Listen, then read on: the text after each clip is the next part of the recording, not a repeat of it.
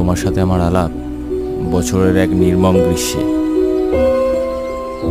তোমার পরনে হাফহাতা জামা আর রোদে পোড়া ফর্সা রং আমায় ভাবতে বাধ্য করেছিল তোমার শরীরে যেটুকু অংশ কখনো রোদে পড়েনি তা কতখানি আলো বিচ্ছুরিত করবে, কতখানি বা শুষে নেবে তাপ।